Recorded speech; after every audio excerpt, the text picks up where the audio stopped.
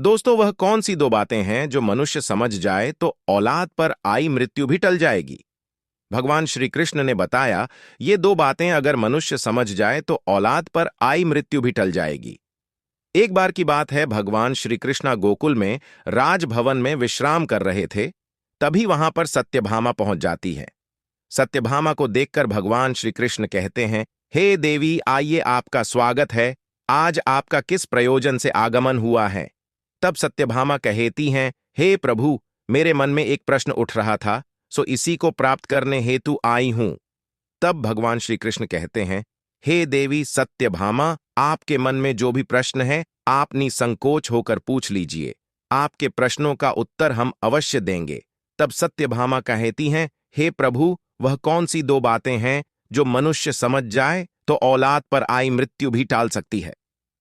तब भगवान श्री कृष्ण कहते हैं, हे देवी, आपको मैं एक अत्यंत पवित्र कथा सुनाता हूं, जिसको सुनने के बाद आपको आपके सभी प्रश्नों के उत्तर मिल जाएंगे।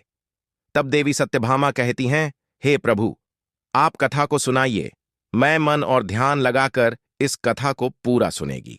दोस्तों, भगवान श्री कृष्ण कहते हैं, जो व्यक्ति इस कथा को पूरा सुनता है वह मनुष्य समझ जाता है कि वह कौन सी दो बातें हैं जो औलाद पर आई मृत्यु भी टल जाती है।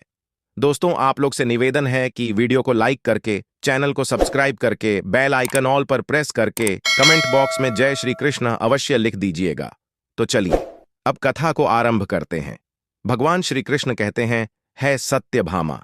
प्राचीन काल की बात है, एक काशी नाम की प्रसिद्ध नगरी है जिसे महादेव की नगरी कहा जाता है और काशी को देव नगरी के रूप में भी पूजा जाता है। उस काशी नगरी में देववर्मा नाम के राजा हुआ करते थे। राजा देववर्मा बहुत ही धर्मात्मा व्यक्ति थे। राजा देववर्मा की बड़ी ही पतिव्रता और संस्कारी रानी थी। रानी का नाम था गायत्री देवी। वह दोनों पति पत्नी भगवान भोले बाबा के बहुत बड़े भक्त थे। भगवान भोले बाबा की आराधना करने के लिए मंदिर में जाना उनका प्रतिदिन का काम था। राजा देववर्मा धर्मपूर्वक अपने राज्य का संचालन कर रहा था। राजा के राज्य में कोई भी व्यक्ति दुखी नहीं था। समस्त जनता सुख और वैभव से संपन्न थी। चारों तरफ खुशियां ही खुशियां थीं। तब भगवान श्री कृष्ण कहते हैं, हे सत्यभामा, इसी प्रकार धीरे धीरे कुछ समय बीत गया, परंतु राजा के यहां कोई संतान पैदा नहीं हुई। राजा की आयु ढल चुकी थी, लेकिन उनके घर में अभी भी कोई बालक पैदा नहीं हुआ। एक दिन की बात है, सुबह सुबह महाराज अपने नगर की एक प्रसिद्ध गति से निकलकर जा रहे थे और उधर से एक झाड़ू वाली गली में झाड़ू लगा रही थी। जब वह स्त्री राजा को आते हुए देखी तो वह स्त्री अपने स्थान पर मुंह फेर कर खड़ी हो गई। उसका ऐसा व्यवहार देखकर राजा देववर्मा को अच्छा नहीं लगा। महाराज उस समय तो भगवान शिव की पूजा करने मंदिर जा रहे थे, इसलिए उनसे कुछ नहीं कहा। लेकिन जब वह राज दरबार में आए तो उन्होंने अपने एक सैनिक को बुलाकर कहा कि तुम जाओ और उस झाड़ू लगाने वाली को बुलाकर ले आओ, उससे मुझे कुछ बात करनी है। वह सैनिक उस झाड़ू लगाने वाली के घर जाता है जिसने महाराज को देख करके मुंह फेर लिया था। सैनिक कहा, तुम्हें राजा साहब ने दरबार में बुलवाया है। वह झाड़ू लगाने वाली मन में विचार करने लगी कि महाराज का आदेश है, टाल तो नहीं सकते, इसलिए चलना पड़ेगा। लेकिन पुत्रहीन राजा का मुंह देखना बहुत बुरा होगा। वह झाड़ू लगाने वाली उस सैनिक के साथ राजा के दरबार के लिए चल देती है और कुछ समय के बाद महाराज के दरबार में वह जाकर खड़ी हो जाती है और राजा को प्रणाम करती है। महाराज कहने लगे, हे बहन, आप मुझे एक बात बताओ। आज प्रातःकाल जब मैं भगवान शिव के मंदिर के लिए जा रहा था तो तुमने मुझे देखकर अपना मुंह क्यों फेर लिया था? तब वह महिला रहती है, हे महाराज, आप भले ही मुझे मृत्यु दंड दे दो तो भी मुझे कोई ऐतराज नहीं है, परंतु मैं सत्य ही बोलूंगा। हे महाराज, आपके यहां तो परम विद्वान और श्रेष्ठ आर्षिगढ़ राजपुरोहित विराजमान है। अगर मैं गलत बोलूं तो आप इनसे पूछ लेना। सुबह सुबह आपका कोई मुंह देख लेता है तो उसका पूरा दिन खराब हो जाता है, क्योंकि आप संतानहीन हैं, राजा हो, इसलिए मैंने आपको देख करके अपना मुंह फेर ली थी। दोस्तों, राजा देववर्मा इस बात को सुनकर के बड़े अचंभित हुए, मन में विचार करने लगे कि यह स्त्री तो बिल्कुल सही कह रही है। यदि किसी नगर का राजा पुत्रहीन है तो वास्तव में यह अच्छा नहीं है। आगे भगवान श्री कृष्ण कहते हैं, हे देवी सत्यभामा, राजा ने उस झाड़ू वाली को उसके घर भेज दिया और मन में विचार करने लगे कि अब तो मुझे भगवान शिव के यहाँ जाकर एक पुत्र प्राप्ति यज्ञ कराना चाहिए। दोस्तों, ऐसा विचार करके राजा अपने महलों में आए और अपनी महारानी से कहने लगे कि हे रानी, हमारे नगर के लोगों को हमारा मुंह देखने से बहुत तकलीफ होती है, क्योंकि हम संतानहीन हैं, हमारी कोई संतान नहीं है, न कोई वंश है। चलिए भगवान शिव के दरबार में चलते हैं और भगवान भोलेनाथ से आराधना करेंगे कि वह हमें एक पुत्र प्रदान करें। भगवान श्री कृष्ण कहते हैं, हे देवी, यही विचार करके देववर्मा और रानी गायत्री देवी दोनों भगवान शिव के मंदिर में जाते हैं और वहां जाकर उन्होंने पुत्र प्राप्ति यज्ञ का आयोजन किया। अब राजा रानी के पुत्र प्राप्ति यज्ञ करने पर भी संतान उत्पन्न न हुई। राजा का पुत्र प्राप्ति यज्ञ भी निष्फल हो गया। इधर जो यज्ञ करने वाला पंडित था, वह भी यह जानकर बड़ा चिंतित हुआ कि आज तक मैंने जितने भी यज्ञ कर आए हैं, कोई भी यज्ञ निष्फल नहीं गया है। लगता है राजा का भाग्य ही खोटा है। राजा के भाग्य में भगवान ने कोई संतान लिखी ही नहीं है, इसलिए तो पुत्र प्राप्ति यज्ञ निष्फल हो गया। श्री कृष्ण कहते हैं, हे देवी सत्यभामा, राजा देववर्मा भी बड़ा धैर्यवान था। इस बात से राजा बिल्कुल भी विचलित नहीं हुआ। राजा बड़ा ही धैर्य धारण करने वाला था। उसने अपने मंत्री से कहा, मंत्री जी, आप मेरी अनुपस्थिति में राज्य का संचालन करो। मैं अब भगवान शिव की आराधना करूंगा। ऐसा निश्चय करके राजा भगवान शिव के मंदिर में बैठकर उनकी तपस्या करने लगता है और इस तरह से धीरे धीरे तपस्या करते हुए राजा को 1 साल गुजर जाते हैं। इधर भगवान शिव भी सोचने लगे कि मुझे अब इस भक्त के पास जाना चाहिए।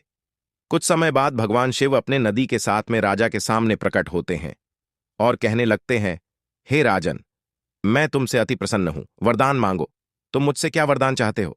राजा ने कहा, हे प्रभु, आप तो अंतर्यामी हो, सबके मन की बात जानते हो। राजा कहता है, हे प्रभु, जैसे हंस बिना सागर सुना है, कोयल बिना जैसे बाग सुनी है, उसी प्रकार पुत्र बिना कुल सुना होता है। राजा की बात सुनकर भगवान शिव बोले, हे राजन, वैसे तो तुम्हारे भाग्य में 7 जन्मों तक कोई संतान नहीं है, परंतु तुमने मेरी आराधना की है, मैं इसीलिए तुम्हें एक पुत्र प्रदान कर रहा हूं। लेकिन ध्यान रखना, उस पुत्र की आयु मात्र 25 वर्ष होगी। 25 वर्ष तक वह तुम्हें पुत्र का सुख देकर पुनः अपने स्थान को लौट जाएगा। राजा ने सोचा, चलो 25 वर्ष ही सही, कम से कम संतानहीन होने का कलंक तो मिट जाएगा। राजा ने कहा, जो भी हो प्रभु, आप मुझे पुत्र प्रदान कर दीजिए। दोस्तों, उसी समय भगवान भोले बाबा ने अपने एक गढ़ को बुलाया और उससे कहा कि तुम जाओ, 25 साल के लिए इस राजा के पुत्र के रूप में जन्म ले लो। दोस्तों, राजा मंदिर में से भगवान भोले बाबा का वरदान लेने के बाद वापस अपने महल में लौट जाता है और वह सूचना अपने राज पुरोहित और महारानी को सुनाता है कि भगवान भोले बाबा ने मुझे वरदान दे दिया है, अब हमारे घर में बहुत जल्द पुत्र प्राप्त हो जाएगा। भगवान श्री कृष्ण कहते हैं, हे देवी सत्यभामा, अब धीरे धीरे समय व्यतीत हुआ और भगवान भोले बाबा के वरदान अनुसार रानी गायत्री देवी गर्भ धारण करती है। यह देखकर राजा के घर में खुशी की लहर दौड़ जाती है। राजा बहुत प्रसन्न होता है।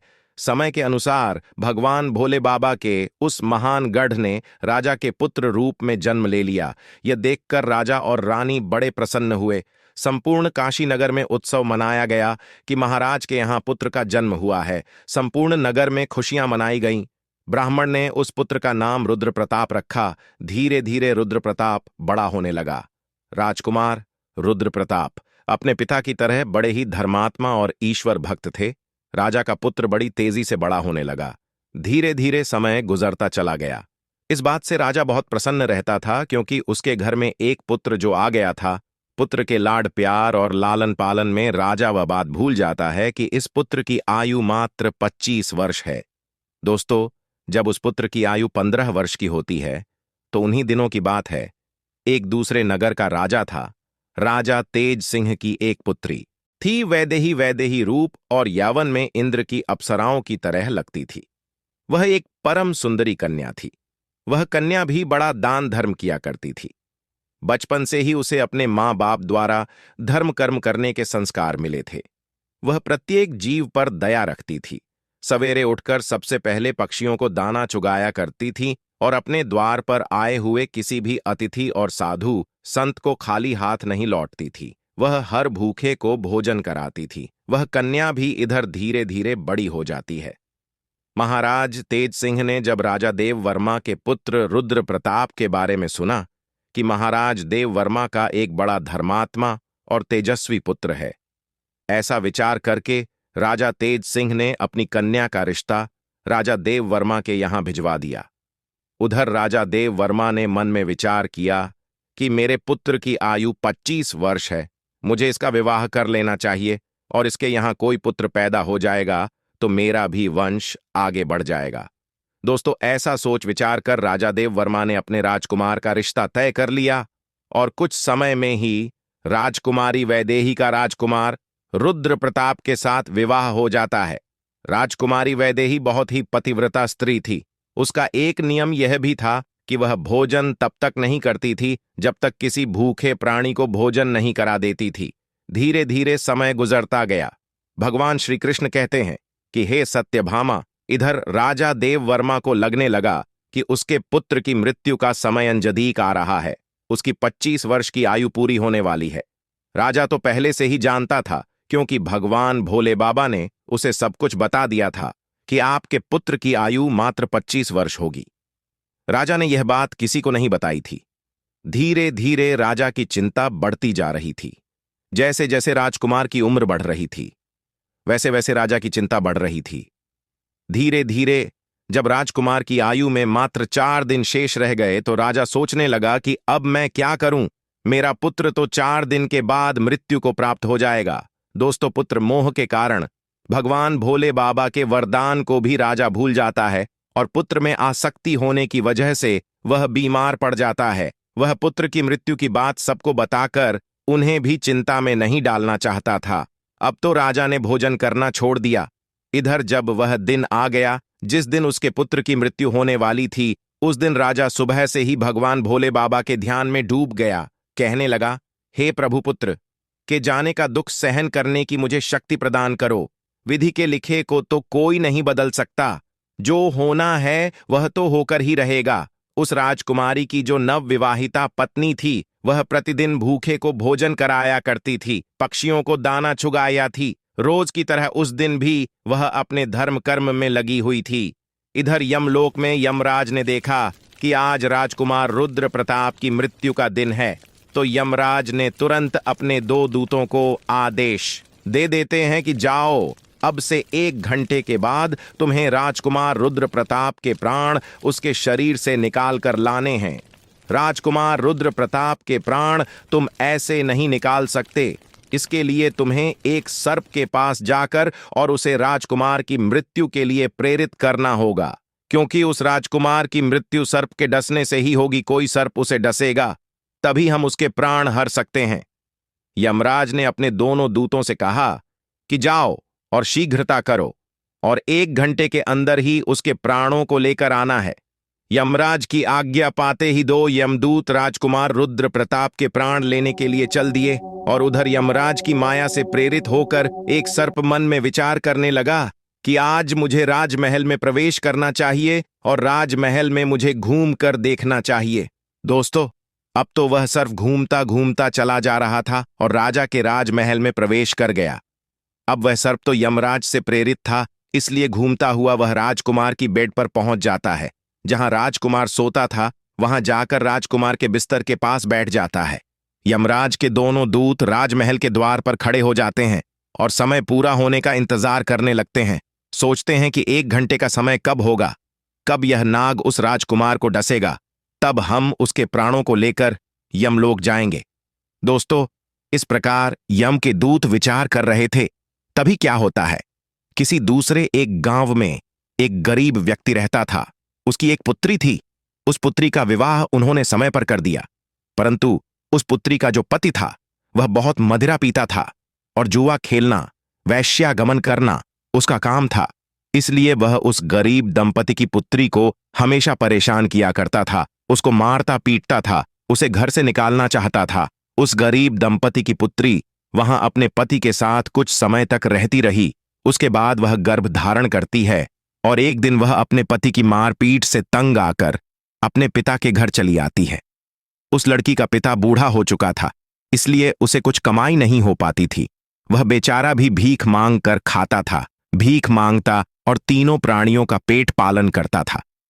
इधर जब 9 माह का समय पूरा हुआ तो उसकी पुत्री ने एक पुत्र को जन्म दिया, और पुत्र को जन्म देने के बाद उसे बहुत तेज भूख लगी और भोजन की आवश्यकता पड़ी दोस्तों, क्योंकि जो प्रसव काल की भूख होती है वह बहुत तेज होती है। अब वह अपने पिता से भोजन मांगती है।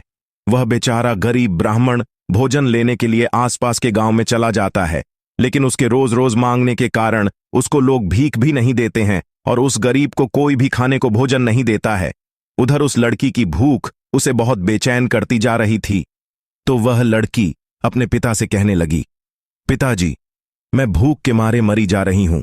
बिना भोजन के 3 दिन हो चुके हैं। तुम्हें कुछ भीख में मिला हो तो मुझे खाने को दे दो, नहीं तो मैं मेरे बच्चे को ही खा जाऊंगी। तब वह बूढ़ा आदमी कहता है कि हे पुत्री, तुम इस पुत्र को मत खाना। मैं आज कोशिश करता हूं। मैं अभी भोजन मांगने के लिए कहीं जाता हूं। अगर कहीं से कुछ मिल जाता है तो मैं तुम्हें लाकर दे दूंगा। आज मैं काशी नगर में जाऊंगा। वहां के जो राजा है उनके द्वार पर जाकर उनसे कुछ मांगूंगा। यदि कुछ खाने को मिला तो मैं तुम्हें लाकर अवश्य दूंगा। दोस्तों, ऐसा विचार करके वह बूढ़ा पिता चल देता है, और इधर जो राजकुमार धर्मपत्नी वैदेही थी वह रोजाना गरीबों को भोजन करवाती थी। उस दिन महाराज तो बीमार पड़े थे, क्योंकि पुत्र मोह के कारण, पुत्र की चिंता के कारण वह अपने कक्ष में पड़े हुए थे। इसलिए आज उसने गरीबों को कोई भोजन तो नहीं कराया, परंतु उसने अपने पति के लिए जो भोजन बनाया था उसमें कई प्रकार के व्यंजनों से और पकवानों से सजा करके भोजन का थाल सजाकर उसने रख दिया था कि उसके पति आएंगे तो वह उन्हें भोजन करा देगी। लेकिन इतने में वह बूढ़ा आदमी उसके द्वार पर पहुंच जाता है।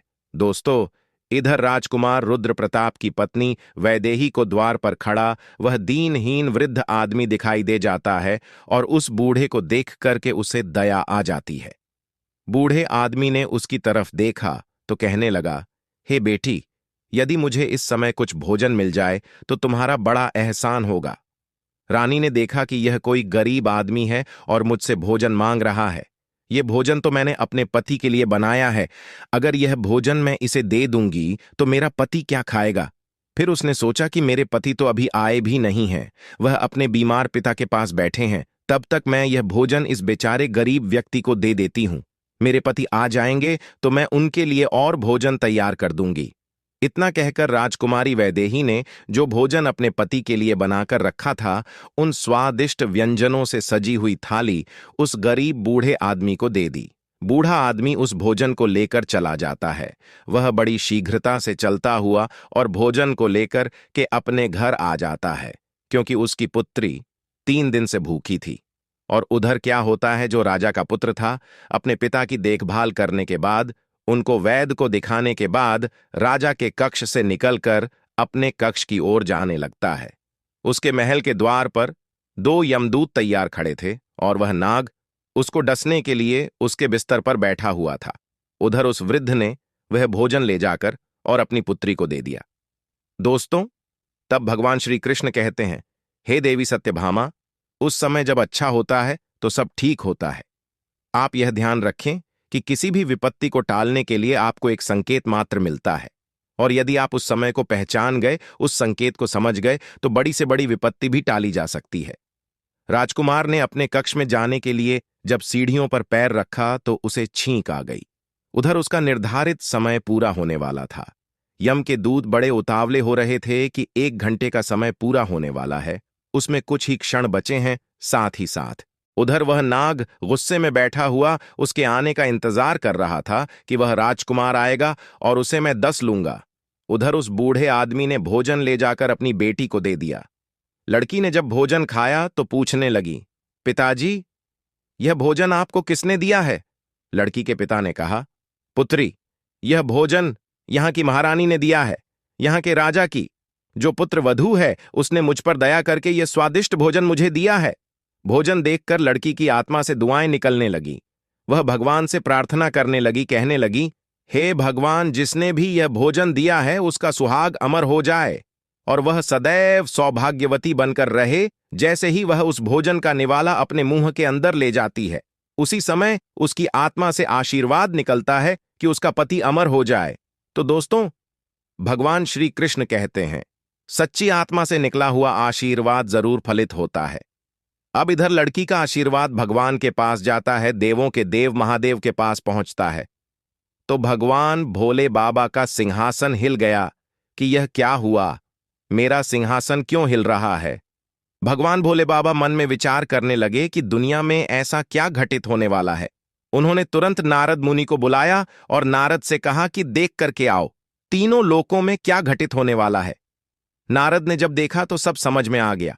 उन्होंने जाकर के भगवान भोले बाबा से कहा, हे प्रभु, एक विचित्र घटना घट रही है। राजा देव वर्मा के पुत्र की मृत्यु का समय आ गया है। यमदूत दरवाजे पर खड़े हैं, नाग उसके बिस्तर में फन फैलाए बैठा है। राजकुमार सीढ़ियों पर चढ़कर ऊपर जा रहा है। जैसे ही वह अपने बिस्तर पर जाकर बैठेगा, नाग उसे डस लेगा और उधर वह उस बूढ़े आदमी की पुत्री राजकुमारी को आशीर्वाद दे रही है। उसकी आत्मा से आशीर्वाद निकल रहा है कि उसका सुहाग अमर हो जाए। हे भगवान, यह कैसा विचित्र संयोग है। एक तरफ मौत लेने को खड़ी है, एक तरफ आशीर्वाद उसकी लंबी उम्र की प्रार्थना कर रहा है। अब तो दान की शक्ति और मौत में टक्कर हो गई। नारद बोले, प्रभु इसमें क्या होगा। भगवान भोले बाबा बोले, जो विधाता ने निश्चित कर दिया है वही होगा, देखते रहिए, सब अच्छा ही होगा। भगवान भोले बाबा वहां से अंतर्ध्यान हो जाते हैं। उधर वह राजकुमार सीढ़ियों पर चढ़कर अपने पलंग की ओर बढ़ रहा है। यम के दूत तैयार खड़े हुए हैं, देख रहे हैं कि अब हमारा काम बन गया। परंतु देखिए, होनी का सहयोग। राजकुमार अपने बिस्तर पर जाकर बैठता है। उधर दान की शक्ति बीच में आकर खड़ी हो गई, जिसके कारण नाग बेहोश हो गया। उससे चला भी नहीं जा रहा था, उसमें आगे बढ़ने की शक्ति नहीं रही। नाग सोचने लगा कि मैं तो इस राजकुमार को डसने आया था, पर मुझसे तो अब चला भी नहीं जा रहा है। ये सब क्या हो रहा है दोस्तों? ये सब उस आशीर्वाद का प्रभाव था जो उस भूखी लड़की ने दिया था। भगवान श्री कृष्ण कहते हैं, हे देवी सत्यभामा, जब श्राप लग जाता है तो आशीर्वाद भी लगता है। राजकुमार और नाग के बीच में आशीर्वाद आकर खड़ा हो गया। राजकुमारी का दान मृत्यु को आगे नहीं बढ़ने दे रहा था।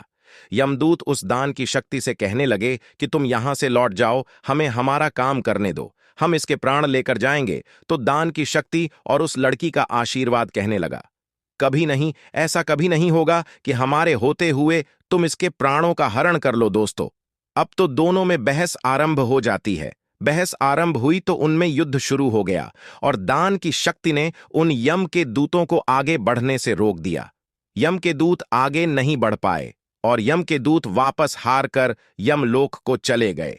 दूतों ने जाकर के यमराज से कहा, महाराज, ये कैसी विडंबना है। यमराज ने कहा, तुम लोग खाली कैसे आ गए? तुम्हें तो राजकुमार रुद्र प्रताप के प्राण लेने भेजा था।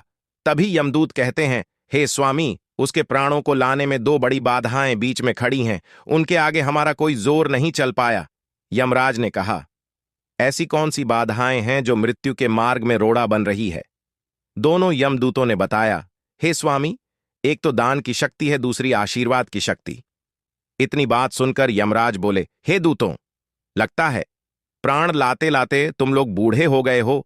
मैं जाकर देखता हूं कि कौन सी बाधा राजकुमार के प्राण लाने से रोकती है। दोस्तों, फिर श्री कृष्ण कहते हैं, हे देवी सत्यभामा, फिर यमराज धरती लोक पर स्वयं ही आए। उधर भगवान भोले बाबा ने मन में सोचा कि अब मुझे इनमें समझौता कराना होगा। यमराज इनसे जीत नहीं पाएंगे और अगर यमराज हार गए तो यह प्रकृति के नियमों का उल्लंघन होगा। यमराज जब वहां उपस्थित हुए तो वहीं भगवान भोले बोले भी प्रकट हो गए। यमराज ने भगवान भोले बाबा को देखा तो भगवान भोले बाबा को देख करके उनके चरणों में प्रणाम किया। भगवान यमराज से बोले, हे यमराज, तुम नहीं जानते हो, तुम्हारे विधान के अनुसार इसकी आयु पूर्ण हो चुकी है, परंतु आप मुझे यह बताइए कि क्या श्राप नहीं लगते? श्राप तो मुझे भी श्री हरि विष्णु को और ब्रह्मा जी को भी झेलने पड़ते हैं। क्या आपने श्राप के कारण मृत्युलोक में जन्म नहीं लिया था? बताओ, तुमने क्यों अवतार धारण किया था? यमराज कहने लगे, हे भगवान, वह तो मुझे ऋषि के श्राप का मान रखना था। तो भगवान भोले बाबा बोले कि जब तुम एक श्राप का मान रख सकते हो तो उसी तरह से किसी की आत्मा से निकलने वाले आशीर्वाद का भी मान रख सकते हो। उसे आप कैसे निष्फल कर सकते हो? यमराज भगवान भोले बाबा से बोले, हे प्रभु, अब इसका उपाय आप ही कीजिए, मैं क्या कर सकता हूं? तो भगवान भोले बाबा यमराज से बोले कि आप इस राजकुमार की आयु 110 वर्ष कर दीजिए और 110 वर्ष के बाद इसको आप ले जाना। यह उस शक्ति के आशीर्वाद के कारण और वरदान के कारण मृत्यु की योग नहीं रहा है, इसलिए मृत्यु को इसने जीत लिया है। दोस्तों, भगवान भोले बाबा के कहने पर यमराज ने प्रकृति के नियमों में परिवर्तन कर दिया और राजकुमार रुद्र प्रताप की आयु को बढ़ाकर 110 वर्ष कर दिया। उसके बाद यमराज यमलोक को वापस लौट गए।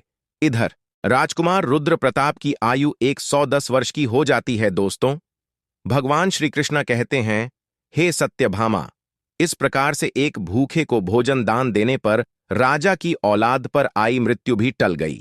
इसीलिए तो मनुष्य के अच्छे कर्म, दया भाव, दीनहीन की सेवा मृत्यु को भी टालने का सामर्थ्य रखते हैं। लेकिन मनुष्य यह देखना है कि जिसको वो दान दे रहे हैं वह उस दान का पात्र होना चाहिए, दान पाने के योग्य होना चाहिए। यदि मनुष्य सुपात्र को दान देते हैं तो उस दान के सामने मौत भी पराजित हो जाती है। यदि कोई व्यक्ति किसी की सेवा करके और उसके कठिन समय में काम आकर उसकी मदद करते हैं और यदि किसी का आशीर्वाद लेते हैं तो वह आशीर्वाद मृत्यु को भी टाल सकता है। दान की और आशीर्वाद की शक्ति बहुत बड़ी होती है, उस शक्ति से बड़ा संकट भी टल जाता है। दोस्तों, इस प्रकार से भगवान श्री कृष्ण ने देवी सत्यभामा को बताया है कि वह कौन सी दो बातें हैं जो औलाद पर आई मृत्यु भी टाल सकती है। दोस्तों, आशा करते हैं कि आप लोगों को भी पता चल गया होगा कि वह कौन सी दो बातें हैं जो औलाद पर आई मृत्यु को भी टालने की शक्ति रखती है। दोस्तों, अगर यह कथा आप लोगों को पसंद आई हो तो वीडियो को लाइक करके, चैनल को सब्सक्राइब करके बेल आइकन ऑल पर प्रेस कर लीजिए, जिससे आध्यात्मिक जानकारी आप लोगों को सबसे पहले मिल सके। और कमेंट बॉक्स में जय श्री कृष्ण और हर हर महादेव अवश्य लिख दीजिएगा। दोस्तों, वीडियो को पूरा देखने के लिए आप सभी लोगों का धन्यवाद।